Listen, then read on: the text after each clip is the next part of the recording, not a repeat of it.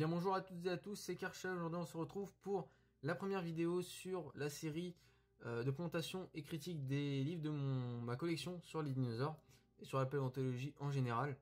Et on commence avec un livre que j'ai fini il y a 3 jours parce que j'en avais besoin pour un petit travail qui se nomme Un jour avec les dinosaures de Christine Argot et Luc Vives chez les éditions Flammarion. Donc déjà en ce qui concerne le prix, moi je l'ai eu à Noël, donc j'ai dû faire des recherches et entre grosses guillemets on le trouve dans les 30 euros.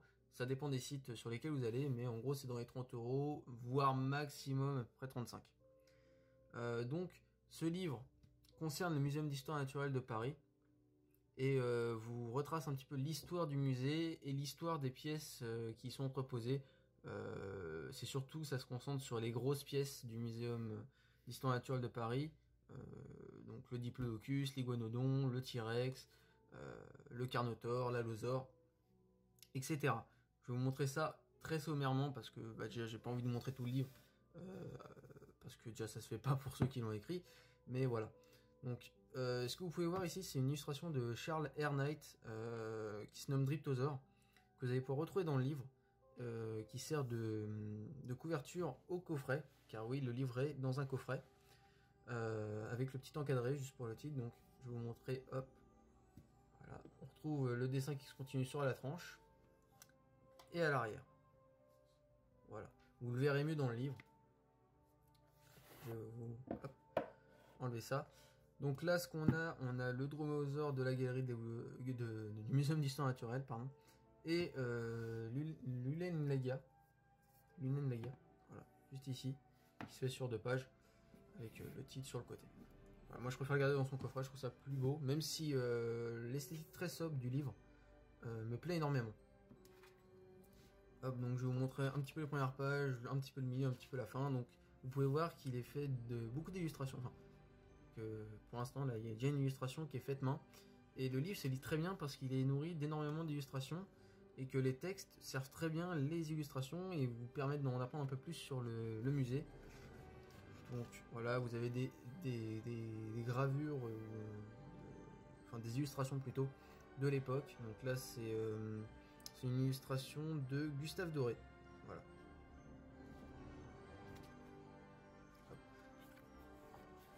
Ainsi de suite, donc là vous avez beaucoup d'images, vous voyez, et moi ce qui me plaît énormément, parce que moi je m'intéresse énormément à l'iconographie et par exemple aussi la vision des dinosaures dans la culture populaire au fur et à mesure du temps. Et là vous avez une bonne description de l'évolution des dinosaures par des photos, par des illustrations, donc des photos de statues par exemple. Voilà, donc là vous avez des schémas par exemple, enfin des croquis, très très beaux. Là vous avez Albert Gaudry, le buste d'Albert Gaudry.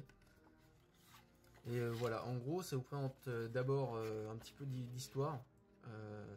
Hop là on a une petite citation de Richard Owen. Donc ça vous montre des photos inédites du musée. Donc là par exemple c'est le musée d'Angleterre, enfin de Londres normalement. De DP, ouais c'est ça. Natural History Museum. Voilà, vous avez des images des vitrines. Et un peu plus tard, vous allez voir que, voilà, par exemple là vous avez les visions du stégosaure, donc comment étaient placées les plaques. Donc là, c'est une image qui m'intéresse énormément, parce que ça vous explique, enfin ça vous présente un petit peu pourquoi le stégosaure s'appelle stégosaure, donc lézard à toit, parce que les plaques n'étaient pas mises à peu près à la verticale comme maintenant, ils étaient mis à l'horizontale, ce qui formait une sorte de toit.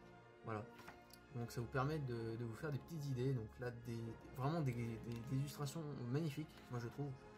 Je préfère ça au numérique. Hop, donc on va passer un petit peu comme je vous ai dit. Et là, vous allez voir, vous allez arriver sur l'histoire des squelettes. Donc là, il y a celle du Diplodocus du Muséum d'Histoire Naturelle.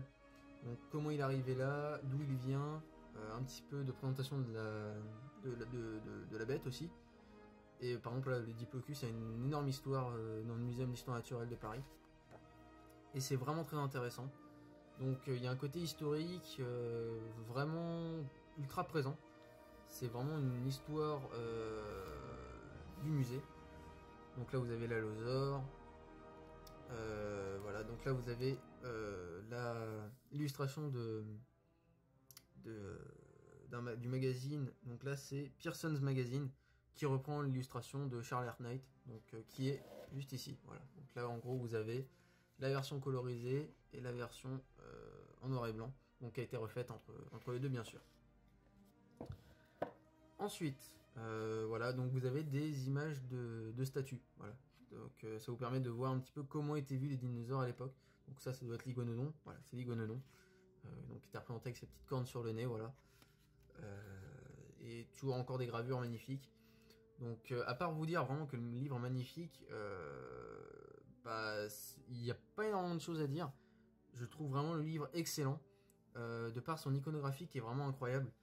Si vous êtes passionné comme moi de l'évolution de la vision des dinosaures dans le temps, dans la culture populaire, c'est quelque chose de... Pour moi c'est un indispensable, on va dire.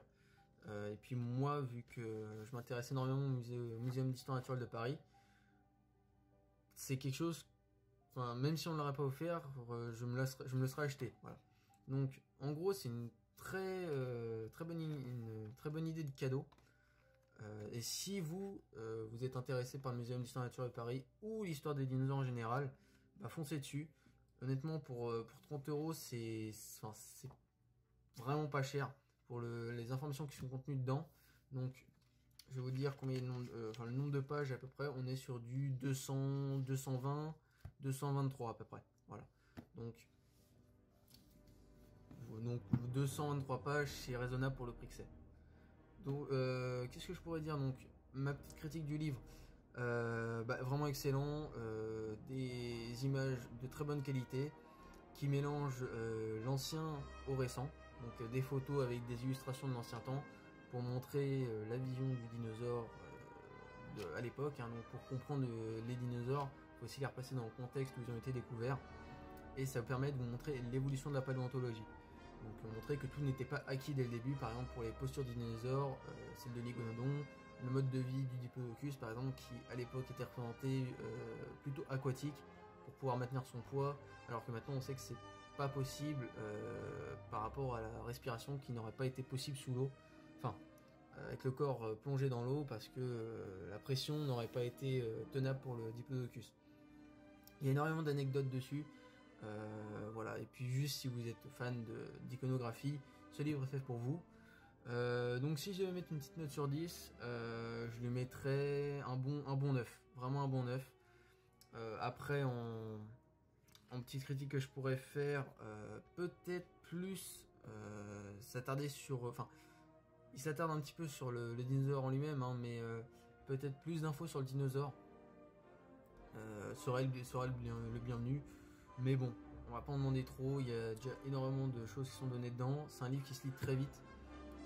Donc pour ceux qui veulent des livres qui se lisent assez vite avec assez d'infos, sautez sur ce livre. C'est un must-have, voilà.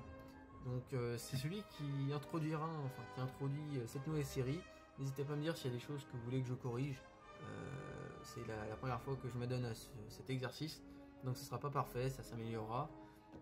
Mais pour moi, c'est important de commencer par ce livre-là, parce que déjà je l'ai lu il n'y a pas longtemps, donc tout est encore frais. Je vais devoir relire des livres, bien sûr, pour pouvoir faire des critiques assez objectives. Et en plus, je vous invite aussi à aller voir ce musée qui est très important en France et qui est vraiment génial. Moi j'ai pas énormément de musées près de chez moi, donc celui-là est vraiment génial. Et en plus, il a été refait il y a pas longtemps, donc allez voir. C'est super passionnant. Voilà. Donc j'espère que cette vidéo vous a plu, qu'elle vous a donné envie d'acheter le livre ou pas. Hein. N'hésitez pas à me dire si vous l'avez acheté et s'il y a des choses qui vous ont pas plu. Voilà. Et sur ce, je vous dis à plus dans un autre temps.